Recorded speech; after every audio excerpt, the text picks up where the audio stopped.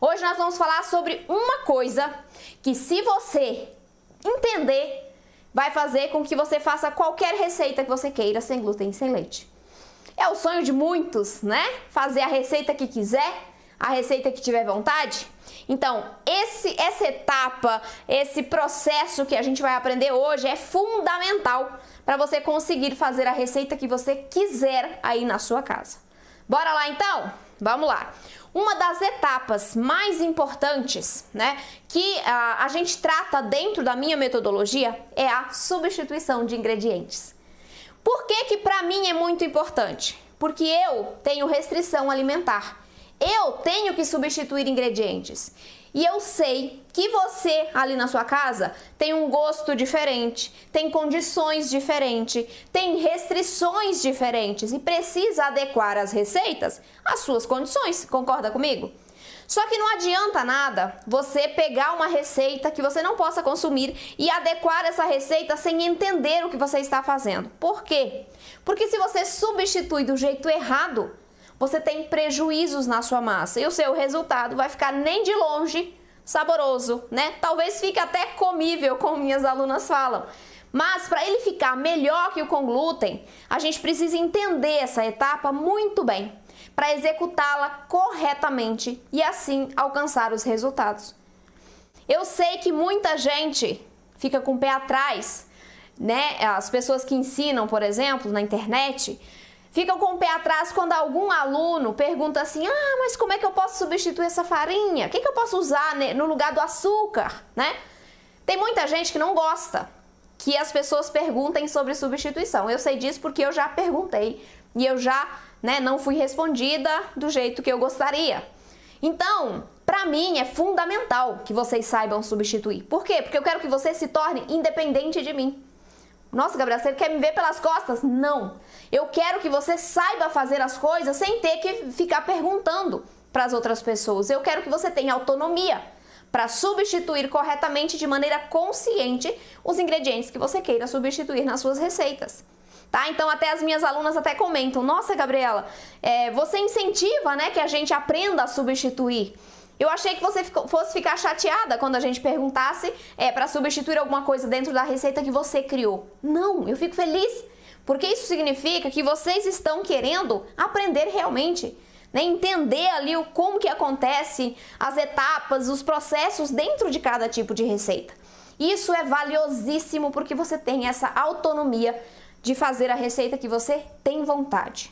E é sobre isso que nós vamos falar na live de hoje. Vamos falar sobre substituições de alguns ingredientes, né? Não dá para falar sobre todos aqui numa live, mas eu vou pegar alguns de exemplos para vocês entenderem como substituir do jeito certo, alterações na massa, né? Tudo isso a gente vai falar mais pra frente.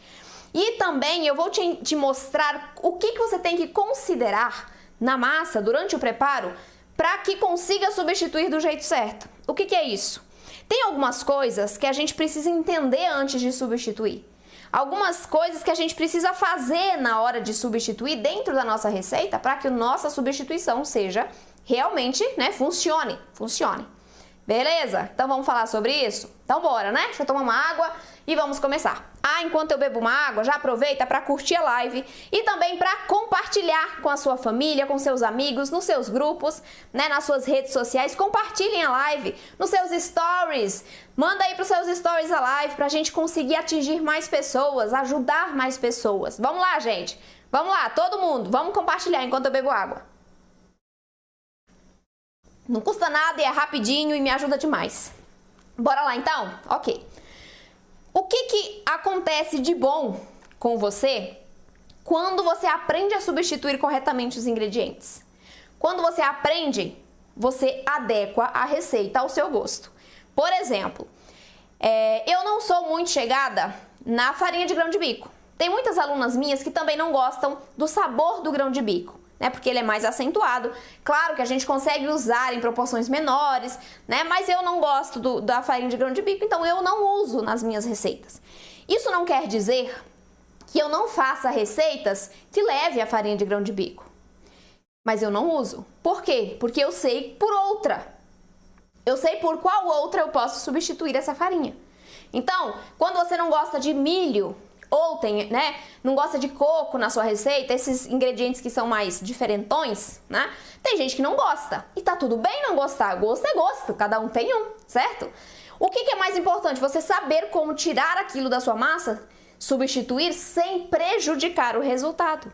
Continuando, por exemplo, eu vou tirar a farinha de grão de bico, eu tenho que colocar alguma outra farinha ali que traga como resultado final a maciez, a umidade, a estrutura, tudo que a farinha de grão de bico proporcionava para aquele pão, para aquele bolo. Então eu consigo fazer equivalentes substituições quando eu sei o que eu estou fazendo. Quando você entende sobre a substituição, você adequa a receita ao seu bolso. O exemplo que eu sempre dou sobre isso é a farinha de amêndoas, né? Porque a farinha de amêndoas, ela é mais cara. E aí, tem muita gente que não pode comprar, né? E tá tudo bem não poder comprar, não tem problema nenhum. A gente faz o quê? Adequa a receita. Ah, eu não posso usar a farinha de amêndoas porque ela é muito cara, eu não tenho condições de comprar. Gabriela, o que eu posso usar no lugar? Tem uma farinha que ela é muito, muito, muito mais barata do que a farinha de amêndoas, mas é muito mais barata. E ela atua com a mesma função na massa. Olha que legal, olha que incrível. A gente consegue fazer um bolo que leve farinha de amêndoas usando uma farinha que é 5 vezes mais barata. Sabe qual é? Farinha de amendoim. Farinha de amendoim, que é muito mais barata e atua com as mesmas funções na receita. Claro que ela tem um sabor residual maior do que a farinha de amêndoas, mas é possível você fazer essa substituição em equivalência, obtendo o mesmo resultado de textura, de maciez, de umidade, certo? Você consegue adequar a sua receita à sua necessidade quando você sabe substituir. Eu não posso comer glúten nem leite e vários outros alimentos, porque eu tenho, além de doença celíaca e intolerância à lactose, eu tenho síndrome do intestino irritável. Então, quando eu consumo, por exemplo, farinha de grão de bico, farinha de feijão branco, temperos para comida mesmo, eu passo mal. Então eu tenho que substituir esses ingredientes dentro das minhas receitas porque vai me fazer mal se eu comer aquilo, né? Então eu tenho que trocar a farinha de feijão branco por outra farinha, a farinha de grão de bico do mesmo jeito. E eu só consigo obter um resultado parecido, similar, quando eu substituo do jeito certo. Por que não é idêntico? Porque eu tenho sabor, né? O sabor é que vai diferenciar. A textura, se você substituir pela farinha certa, você tem a mesma textura.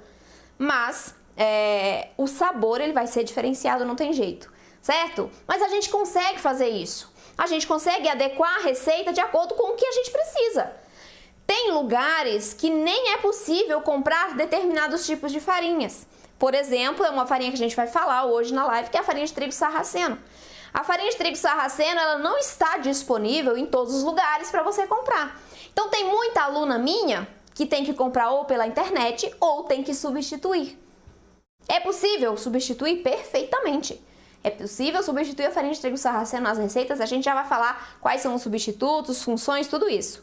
Mas é possível, então elas conseguem fazer essa substituição em equivalência, obter um resultado final sensacional e usar uma farinha que é acessível para ela. Isso é incrível, porque a gente consegue mudar a nossa receita do jeito que a gente quer. Além disso, quando você entende sobre substituição, você entende como melhorar a sua receita.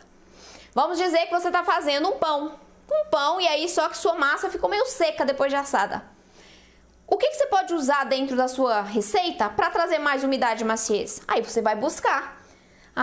Eu posso usar aquele ingrediente, porque eu sei para que ele serve. Aí eu consigo usar na minha receita para melhorar, né? Eu posso substituir parte de uma farinha por outra mais nutritiva para melhorar a parte nutricional, né, dessa receita. Então tudo isso envolve substituição. E uma vez ou outra a gente tem que fazer. Eu tenho muitas alunas que elas não substituem. Elas fazem exatamente com as quantidades e com os tipos de ingredientes que eu recomendo. Mas, que eu criei a receita, né? Elas não substituem porque elas querem o mesmo resultado. Mas tem muita gente que substitui. Isso é incrível, porque cada uma faz do jeito que prefere, né? Você vai poder fazer isso também, desde que você saiba como substituir do jeito certo. Vamos ver então como é que a gente substitui os ingredientes? Bora lá então para alguns exemplos que eu trouxe aqui. Vamos primeiro falar nos pães. substituição de 2 ingredientes que eu trouxe aqui nos pães sem glúten e sem leite. O primeiro ingrediente é essa farinha aqui, ó. Deixa eu pegar uma colher para mostrar para vocês. Essa farinha aqui é a farinha de trigo sarraceno. É o meu xodó. Eu sou apaixonada por essa farinha. E essa farinha, ela tá no meu pacote original. Por quê? Porque ela tem esse zíperzinho que veda da umidade. Então tá tudo bem guardar nesse pacotinho aqui. Olha só essa farinha de trigo sarraceno.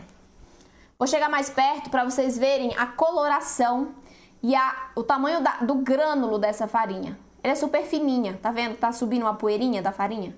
Ela é fina, ela é clara e ela dá um resultado na receita, gente, que é incrível. Incrível, porque ela tem muito valor nutricional, ela tem proteína, ela tem fibras, ela deixa a nossa massa de pão mais úmida, mais fofinha, mais durável. Por quê? Porque eu agrego umidade, né? Como ela tem fibras e tem proteínas, eu tenho mais umidade dentro da massa. E aí, essa umidade permanecendo dentro da massa, eu consigo aumentar a durabilidade do meu pão. Então, um pão que daqui a 3 dias ficaria seco em cima da sua bancada, bem protegido, claro, bem armazenado, mas ressecaria com mais facilidade. Quando eu uso a farinha de trigo sarraceno, a gente consegue aumentar essa durabilidade. Então, na bancada, eu consigo manter, dependendo da receita, um pão por 4, 5 dias e ele continua macio e fofinho, tá? Então, essa farinha é incrível. E qual é a função principal da farinha de trigo sarraceno? Trazer estrutura para a massa. Eu tenho a farinha de trigo sarraceno, eu coloco na minha massa de pão para dar suporte. Minha massa de pão ela é mais pesada do que a de bolo, né? Que é mais delicada, mais cremosa. Eu tenho uma massa de pão que tem mais peso. Então eu tenho que ter mais estrutura. E essa farinha vai ajudar na estruturação do seu pão. Não só na estrutura física, mas na estrutura proteica dentro da massa, as ligações proteicas dentro da massa que vão atuar nessa maciez, nessa umidade, né? Vão trazer mais essas duas características.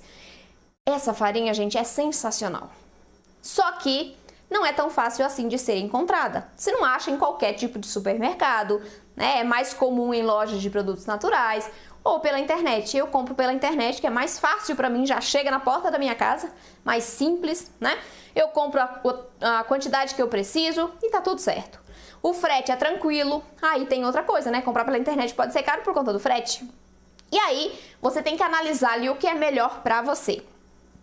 Não posso usar a farinha de trigo sarraceno, Gabriela, porque é cara, porque não tem para vender, porque o frete é muito alto e porque eu não gosto do sabor residual, porque essa farinha deixa sabor residual nas massas. É um sabor mais terroso, né? Mais forte se você colocar em grandes proporções. Por isso que em todas as receitas que eu faço, que eu uso a farinha de trigo sarraceno, ela entra numa proporção menor para trazer as características que eu quero, mas sem alterar o sabor do resultado final, certo? O que eu posso usar no lugar da farinha de trigo sarraceno nas receitas de pães sem glúten e sem leite? Você pode usar outras farinhas que atuem na massa com a mesma função principal, estrutura. E aí a gente tem algumas opções, várias opções. Vou falar as mais comuns aqui. Grão de bico. Farinha de grão de bico é uma farinha de estrutura e pode substituir perfeitamente a farinha de trigo sarraceno. Feijão branco também. A farinha de feijão branco é outra farinha de estrutura que tem o sabor mais suave, mais adocicado e que pode ser usado sim em substituição à farinha de trigo sarraceno. Farinha de arroz é possível? É possível. Farinha de arroz branco, farinha de arroz integral. O que você tem que observar dentro dessas farinhas, quando você vai substituir a farinha de trigo sarraceno, que é uma farinha que tem mais valor proteico, ou seja, a farinha, além da fibra, ela tem mais proteínas e isso ajuda na maciez e na umidade também, além da fibra, né? Então, o ideal é que você use uma farinha que seja equivalente a essa proteína também. Nossa, eu tenho que ficar olhando a porcentagem? Não! A farinha de feijão branco, a farinha de grão de bico são duas farinhas que têm um elevado teor de proteínas, similar ao trigo sarraceno, até mais. Então a gente consegue substituir tranquilamente por essas duas outras farinhas que são de estrutura e que vão dar o resultado final igual esse aqui, com exceção, né, do sabor, da saborização do nosso pão. É possível, então, fazer essa substituição tranquilamente, na mesma quantidade, na maior parte das receitas, tá? Por essas duas opções que eu dei. Fazer receita que tem trigo sarraceno em casa, ou melhor, não fazer porque tem trigo sarraceno, não vai ser mais uma desculpa para você não fazer seu pão, hein? Agora você aprendeu a substituir. Outro ingrediente que a gente tem que aprender a substituir, e eu trouxe aqui de exemplo para vocês, é o óleo vegetal. Eu não uso manteiga de leite, eu não uso margarina, não uso creme vegetal, eu uso óleo vegetal. Quais óleos vegetais, Gabriela? Milho, girassol. São os dois óleos que eu uso aqui para fazer os meus pães, para fazer meus bolos, biscoitos. Tudo que eu faço é com óleo vegetal. Tem outras opções para você usar de gorduras? Tem. Mas, quando você olha para o óleo vegetal, você tem que entender a função principal, que é trazer maciez e umidade para a massa. A gordura traz untuosidade. Ela vai junto, por exemplo, quando a gente faz um pão, ela vai ajudar a aumentar as células de ar dentro da sua massa, aumentando a maciez e a umidade. Então a gordura traz essas características, né, essas funções principais. Outras gorduras vão trazer também as mesmas funções. Então, se você troca por óleo de coco, por gordura, né, suína, por banha suína, se você troca por azeite, você tem as mesmas funções. Mas toda gordura é igual? Não.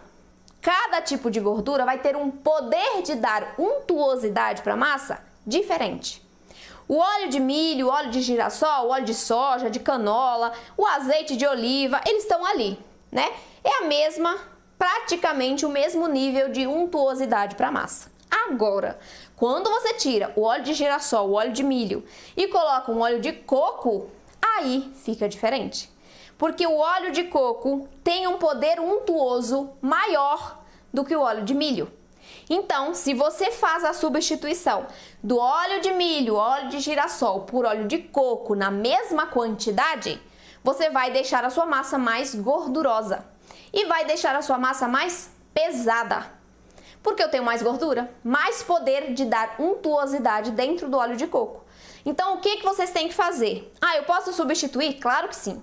Só que você precisa reduzir a quantidade. Você não pode trocar 80 gramas de óleo de milho por 80 gramas de óleo de coco. Não. Porque você vai trazer um resultado final ruim. Não é nem um resultado diferente, é um resultado ruim, porque você vai deixar a sua massa mais gordurosa. Sabe quando você corta? Uma vez, antes de eu descobrir minha restrição ao glúten e ao leite, eu comi, não me esqueço desse dia, um bolo de cenoura que uma pessoa fez, né? Quando eu fatiei o bolo de cenoura, além de ele estar super pesado, sabe aquele bolo que parece um pudim, porque ele não desenvolveu dentro do forno? Quando você pega, eu peguei na mão, ele tava óleo puro. Por quê? Porque tinha muita gordura. Ela fez substituição? Não. Ela colocou uma quantidade muito exagerada de óleo vegetal. Esse aspecto que você tá com ele na cabeça agora, de um bolo baixinho e gorduroso, é o que vai acontecer com a sua massa, possivelmente, se você substituir o óleo de milho, óleo de girassol ou de soja por óleo de coco na mesma quantidade. Então, entenda isso. As funções são as mesmas, mas o poder untuoso é maior no óleo de coco e quando você for substituir um pelo outro, você tem que reduzir a quantidade do óleo de coco usado na massa, tá bom? A banha suína, da mesma maneira. A banha suína também tem um poder untuoso maior, por isso, quando você usar nas receitas de pães, eu já fiz um pão com banha suína, fica incrível. Ele fica mais úmido, mesmo reduzindo a quantidade na proporção adequada, ele fica mais úmido, né, mais assim, porque o poder de dar untuosidade da banha suína ele é maior. E tem uma diferença. A banha suína e o óleo de coco, quando você refrigera, eles formam uma pasta, né? Eles enrijecem. O óleo vegetal comum, não. Então, tem diferença de plasticidade, isso se chama plasticidade, é a mesma coisa da manteiga. A manteiga em temperatura ambiente é cremosa, se você aquecer ela fica líquida, e se você coloca no frio, né, no refrigerador, ela fica dura. Isso se chama plasticidade, é o poder de, né, mudar de textura dependendo da temperatura. E o óleo de coco e a banha suína têm esse poder também, certo? Então, por isso também a gente tem um resultado final mais untuoso. Quando você coloca um pão que foi feito com óleo de coco na geladeira, ele vai ficar mais firme mais rápido. Por conta disso, né? O óleo de coco tá ali e a temperatura mais baixa, ele vai ficar mais firme, é normal. Mas você pode usar sim como substituto do óleo vegetal, pode usar a banha suína tranquilamente, é só reduzir essa proporção. Perfeito? Vamos pro bolo? Nos bolos, eu até trouxe aqui o açúcar, ó. Esse aqui é o açúcar demerara, gente. Pra quem não conhece, esse aqui é o açúcar que eu uso aqui nas receitas do curso, nas minhas receitas, é o único açúcar que eu uso. Mentira, tem o mascavo também. Açúcar demerara, ele não é branquinho igual o açúcar branco, tá? E é por isso que ele é mais nutritivo. O açúcar branco, gente, o cristal, o refinado, eles não têm nutrientes. Por quê? Porque eles passam por tantos processos químicos para clarear, para refinar, que perde quase que todos os nutrientes do açúcar. E esse aqui é um tipo de açúcar mais nutritivo, tem mais minerais ali, porque ele não passa por processo químico, tá? Então é por isso que eu uso o demerara, porque ele é mais nutritivo. Tem o mascavo, que eu uso também, que esse sim é o açúcar bruto, direto lá da cana de açúcar, né? Então ele é ótimo pra gente usar, você pode usar ali nas suas receitas também, se você preferir. Para substituir o açúcar, você tem essas opções. Isso a gente está falando de açúcar branco. Não usa açúcar branco. Tenta usar o demerara, que são mais nutritivos, tá? Demerara, o mascavo, outro tipo de açúcar de coco, se você tiver condições e gostar, né? Nem todo mundo gosta. Eu não sou chegada no açúcar de coco por conta do sabor que ele deixa nas receitas. E o açúcar mascavo eu uso em algumas receitas específicas por conta do sabor residual, da coloração, tudo mais. Então o que eu uso é o demerara, porque ele é mais nutritivo, eu uso em uma proporção menor do que a gente vê por aí nas receitas. Eu já vi receita na mesma proporção de farinhas que eu faço com 300 gramas de açúcar. Isso é muito açúcar nas receitas, né? Então aqui eu trabalho com uma quantidade menor do que usualmente se vê por aí. Mas eu uso o demerara porque ele é, depois do mascavo, o mais nutritivo ali entre os brancos, né? E aí tem o açúcar de coco, que você pode usar no lugar do açúcar branco. Tem o açúcar de maçã, né? E também tem os adoçantes. Adoçantes, eu não vou entrar no mérito do adoçante. Se faz bem, se não faz, tá? Não vou entrar nisso aqui. Eu quero te mostrar a substituição, só isso. Aí se você vai usar ou não, aí é com você. Eu não uso adoçante. Eu ensino a usar, mas eu não uso. Por quê? Por que eu ensino a usar? Porque muitas alunas ou têm algum tipo de restrição ao açúcar ou querem mesmo aprender a substituir pelo adoçante ou por outros tipos de substitutos. Eu ensino, mas eu não uso adoçante. Eu uso açúcar em menores proporções e consumindo de maneira equilibrada. É assim que eu acredito que, né, a gente tem mais qualidade de vida. Então, para você substituir o açúcar por adoçantes, a gente precisa entender algumas coisas. Quando você substitui o açúcar branco pelo demerara, é a mesma proporção, vai ter o resultado muito parecido. E pelo mascavo, a gente, né, tem a mesma proporção, mas tem as alterações de coloração e sabor. Agora, quando você tira o açúcar de uma massa de bolo e coloca adoçante, você desequilibra essa receita. Quer saber como? Vamos aprender as funções do açúcar. Açúcar traz maciez, umidade, estrutura, coloração, né? Porque o açúcar carameliza. Reação de Maillard, chama assim. Ó que chique, gente. Reação de Maillard é a caramelização. O açúcar carameliza e fica douradinho. Pronto, é isso. Então o açúcar tem muitas funções dentro das nossas receitas de bolos. E quando a gente tira o açúcar e substitui por adoçante, será que eu tenho equivalência nas minhas funções? E a resposta é nananina, não. Não tem. Quando a gente tira o açúcar, a gente tira com ele todas essas características da massa. Volume, estrutura, coloração, sabor, tudo isso. Maciez, umidade. Quando a gente coloca o adoçante, a gente só adoça. É só isso que a gente faz com o adoçante. O adoçante não entra para dar estrutura, volume, maciez, umidade. Não entra. Nem coloração, porque o adoçante não carameliza. Então, Quando a gente coloca um xilitol, um eritritol, uma estévia dentro da minha massa de bolo sem reequilibrar essa minha receita, eu tenho prejuízo no resultado final. Quer ver que tipo de prejuízo você pode ter quando você tira o açúcar e só coloca o adoçante no lugar? Baixo volume, coloração clara e a massa fica mais seca, fora o sabor residual. Então, quando você tira o açúcar e quer usar o adoçante, o que eu recomendo é que você não use só o adoçante. Você tem que incluir nessa sua receita, nessa sua massa, outros ingredientes que vão trazer maciez, umidade, coloração, estrutura para a receita. Exemplo: você está tirando o açúcar e colocando o adoçante em uma receita de bolo que tem como farinhas, farinha de arroz branco, fécula de batata e polvilho doce. Isso. E aí você vai, tira o açúcar e coloca o adoçante.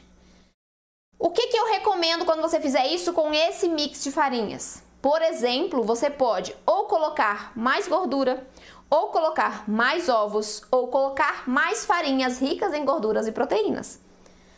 Quando eu coloco mais ovo, mais óleo ou mais uma farinha rica em gordura e proteína, o que eu estou colocando na massa? Estrutura, umidade, maciez. No caso dos ovos, eu estou colocando coloração também. Como, Gabriela? Que o ovo, né? O ovo ajuda na coloração. Por quê? Porque o ovo tem proteína. E a segunda reação que acontece na massa para trazer essa coloração âmbar é na proteína em contato com o calor. Então, a proteína do ovo ajuda o seu bolo a ficar mais douradinho. Além disso, vai trazer mais umidade, mais maciez, mais estrutura para a massa.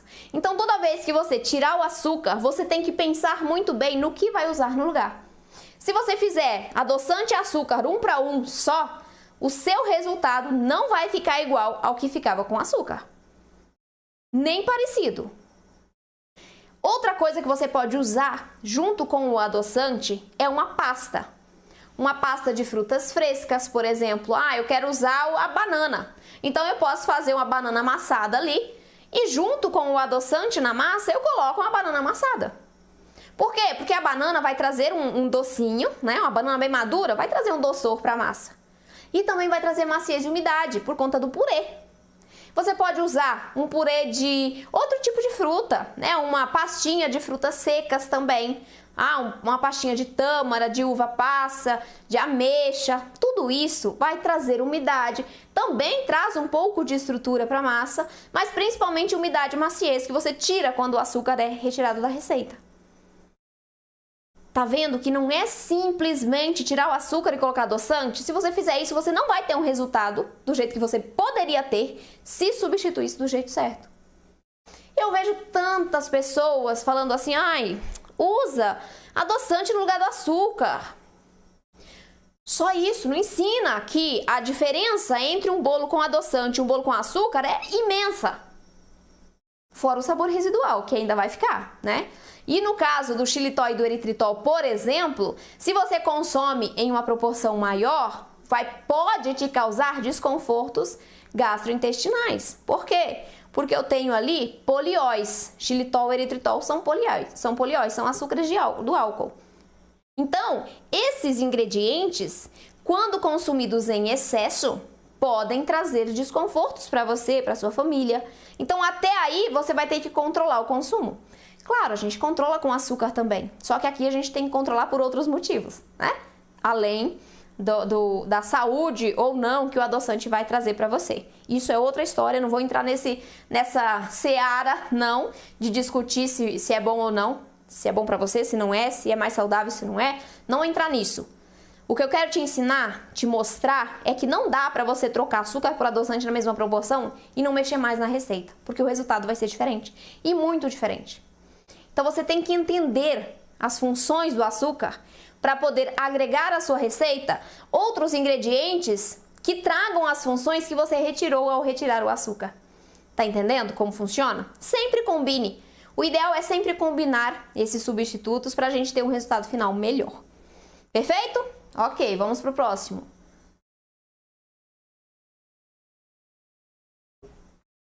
Outro ingrediente que eu vou te ensinar a substituir e que eu substituo É o leite.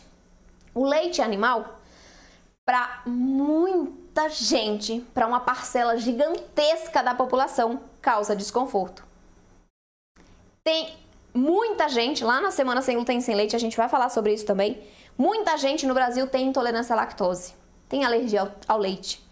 Então, tá aqui assim, né? Quase todo mundo tem que substituir o leite animal. Eu conheço muita gente que tem algum tipo de sensibilidade ao leite. Intolerância à lactose, né? Em diferentes graus, em diferentes níveis. Alergia ao leite, conheço vários também.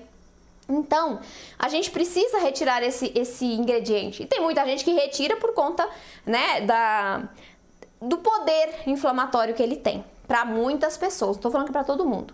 E tem uma justificativa, né? O leite que era produzido há 40, 100 anos atrás não tem nada a ver com o leite de hoje. Idem para o trigo lá dos primórdios da agricultura não tem nem o mesmo nome, é completamente diferente. Por isso também que o seu poder alergênico é muito maior hoje do que era 40 anos atrás. O leite, da mesma maneira, melhoramento genético, né? E aí acaba que, né, a gente vai perdendo a qualidade e trazendo muito mais alérgenos a esse alimento, que vai provocar inflamações e essas alergias nas pessoas. E hoje muita gente está sendo diagnosticado com algum tipo de intolerância ao glúten, né, de sensibilidade ao glúten, de alergia ao leite, de intolerância à lactose também. Então os diagnósticos estão subindo, o número de pessoas diagnosticadas está subindo, porque principalmente pelo aumento no consumo e também pela alteração nesses dois alimentos, tá? Vamos aprender a substituir o leite. Primeiro, função. Quais são as funções do leite animal dentro das nossas receitas sem glúten?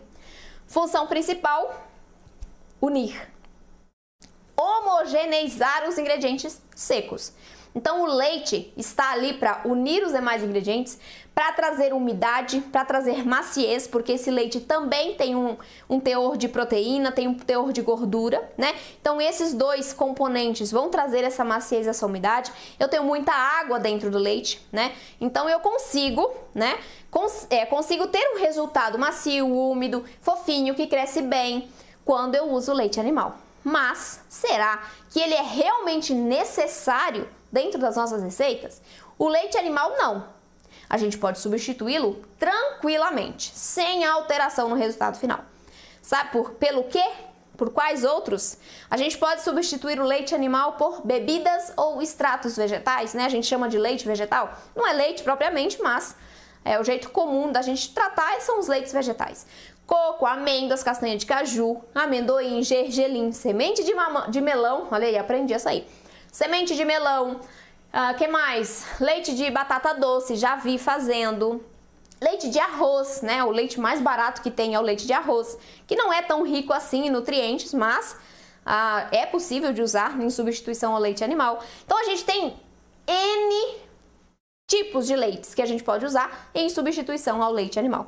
A diferença pode ser um pouquinho no sabor. Por exemplo, se você usa o leite de coco no lugar do leite vegetal em uma receita, talvez, a depender da receita e da proporção, você sinta um pouquinho o gostinho do coco. Eu não sinto, tá? Dentro das minhas receitas eu uso leite de coco, eu uso leite de amêndoas e eu não sinto diferença. Para mim, a umidade, a maciez, ela é similar, muito similar, porque eu tenho ali proteína, eu tenho ali gordura, eu tenho água. Então, todos os componentes principais do leite animal eu consigo ter nos leites vegetais, principalmente no de coco, amêndoas, castanha de caju, né? Como eu disse, o leite de arroz é que ele vai ser um pouquinho mais pobre, tanto em nutrientes quanto em gordura e proteína. Mas a gente pode usar também em substituição ao leite animal, sem problemas, tá bom? O que mais que a gente pode usar no lugar do leite animal? Água, sucos de frutas, chás. Tem muitas possibilidades, porque a gente precisa hidratar a nossa massa, a gente precisa unir os demais ingredientes e ter um resultado final úmido. Então, o líquido que a gente coloca ali vai trazer esse tipo de resultado. Perfeito? Beleza. Esses são os substitutos para o leite nos bolos.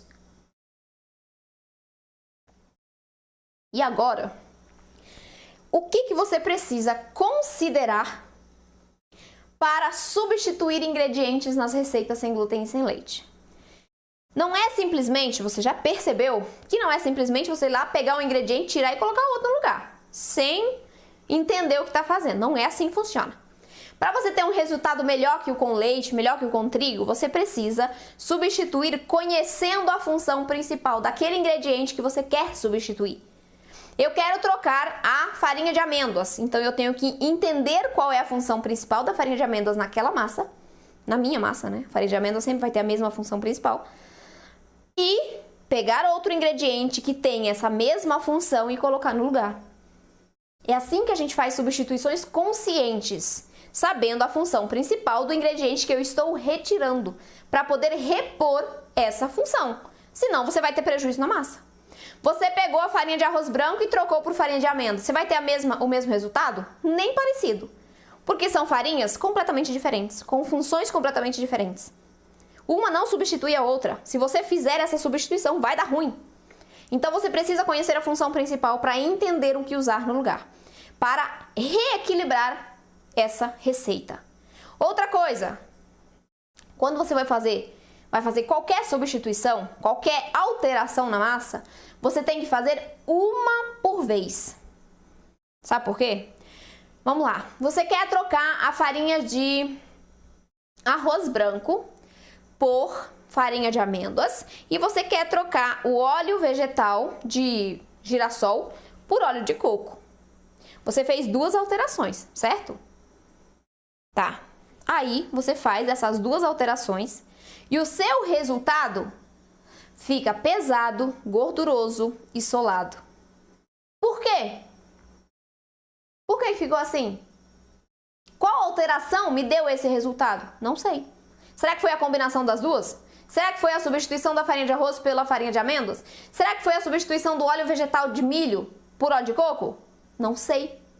Eu não tenho certeza o que provocou aquele resultado, porque eu fiz duas alterações.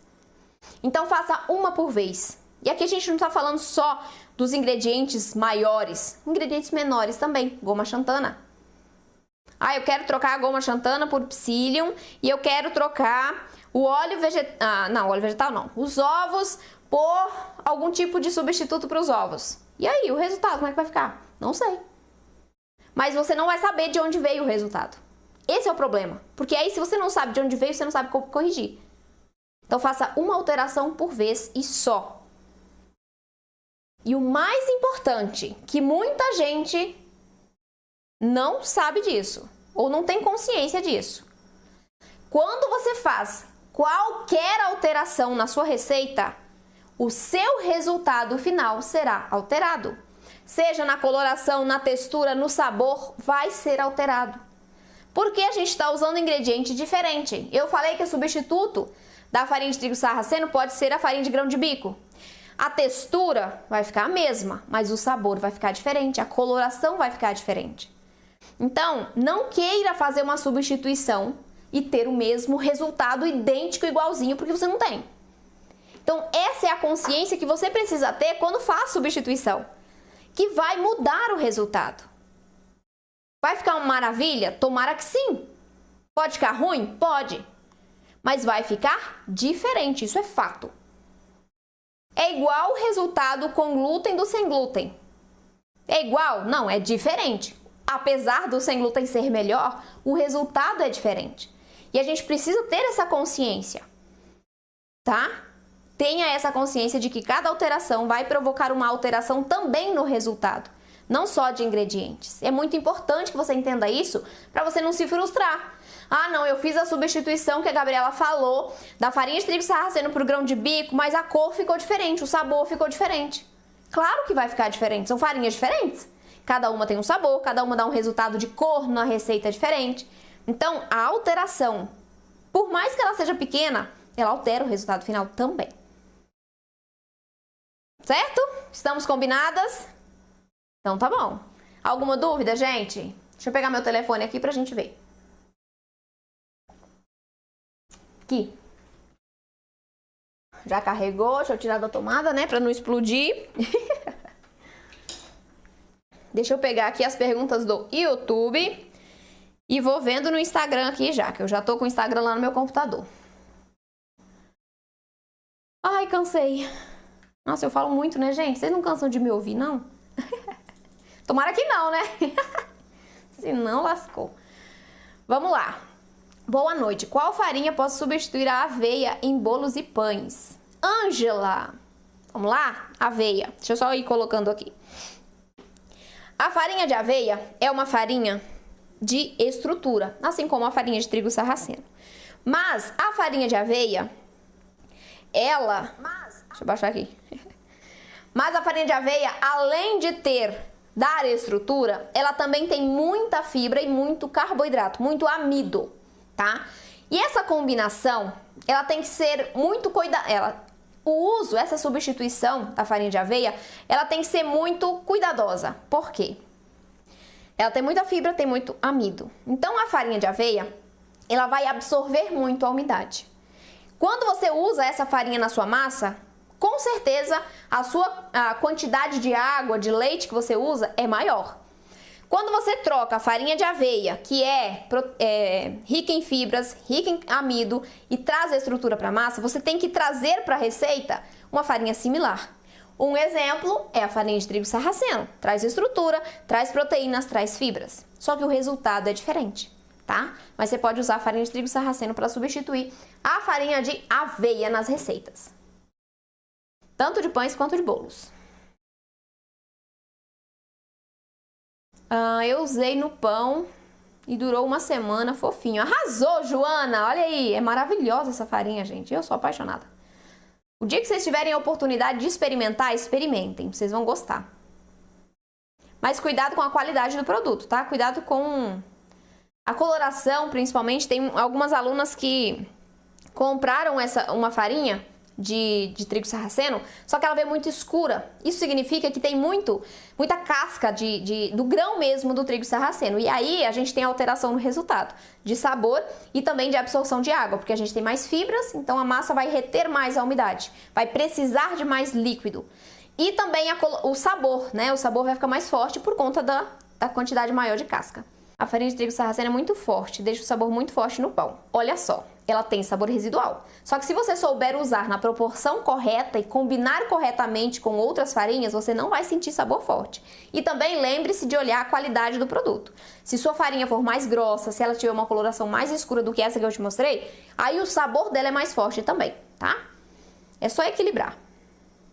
Arrasou, Rosângela! Ela acertou a substituição da farinha de amêndoas. Não conheço essas marcas, Elizabeth, mas testa, tá? Eu compro a farinha de trigo sarraceno, eu sempre compro. Eu vou mostrar aqui, não tô fazendo propaganda e nem falando pra vocês comprarem, tá, gente? Só porque eu gosto muito dessa farinha.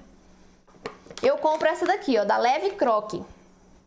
Porque ela é mais fina, ela é mais clarinha, ela deixa um sabor mais suave na massa e ela é maravilhosa. Então eu compro sempre da Leve Croque a farinha de trigo sarraceno e algumas outras coisas também dessa marca, é muito boa. Pode substituir o leite animal por água de coco? Pode, Sandra, pode sim. E é bom, sabe por quê? Porque a água de coco também tem gordura. Ótimo, pode substituir sim. Quanto de banha para 35 gramas de óleo?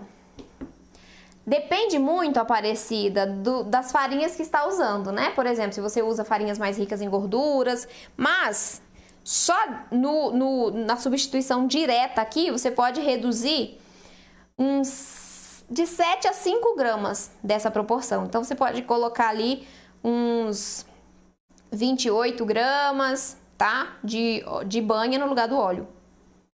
25 a 28 gramas. Posso usar tâmaras para adoçar o bolo no lugar do adoçante? Pode sim, claro que sim.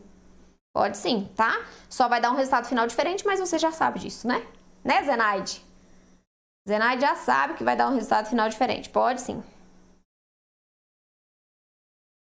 Ô, Silvana, não consigo fazer um pão macio. Estou cansada de comer pão pesado. Silvana, eu vou resolver esse problema.